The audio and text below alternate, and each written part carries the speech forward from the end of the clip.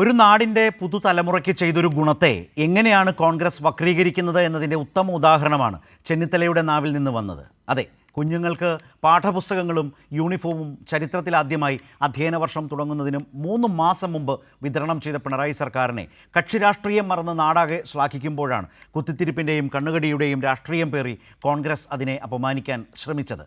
പാഠപുസ്തകം നേരത്തെ വിതരണം ചെയ്യുന്നത് തുഗ്ലക്കിൻ്റെ പരിഷ്കാരമത്രേ. ഓണപരീക്ഷയ്ക്ക് പോലും പുസ്തകമെത്താത്ത കാലം, ഫോട്ടോസ്റ്റാറ്റ് എടുത്ത് അധ്യാപകർക്ക് പഠിപ്പിക്കേണ്ടി വന്ന കാലം, അത് UDFൻ്റെ കാലമായിരുന്നു. പൊതുമേഖലയിൽ നിന്ന് അഴിമതി കാംക്ഷിച്ച് സ്വകാര്യ പ്രിൻറ്റിംഗ് പ്രസ്സുകൾക്ക് അച്ചടി കരാർ നൽകിയ UDF തീരുമാനമാണ് കെടുകാര്യസ്ഥതയുടെ രൂപത്തിൽ കുഞ്ഞുങ്ങളുടെ ഭാവിയിൽ അക്കാലത്ത് കരിനിഴൽ വീഴ്ത്തിയത്. അവിടെ നിന്നും കോൺഗ്രസിന് സങ്കല്പിക്കാനാകാത്ത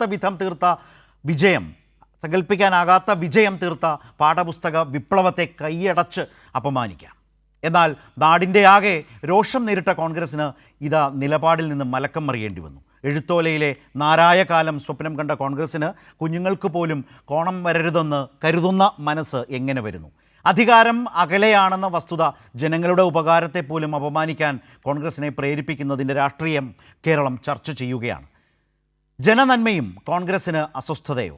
ഇതെന്ത് പൊതുപ്രവർത്തനം? ഇതാണോ പ്രതിപക്ഷ രാഷ്ട്രീയം? ഇങ്ങനെയാണോ കോൺഗ്രസ് വിസ്മയം തീർക്കുന്നത്? ചോദ്യങ്ങൾ അങ്ങനെ നിരവധിയാണ്.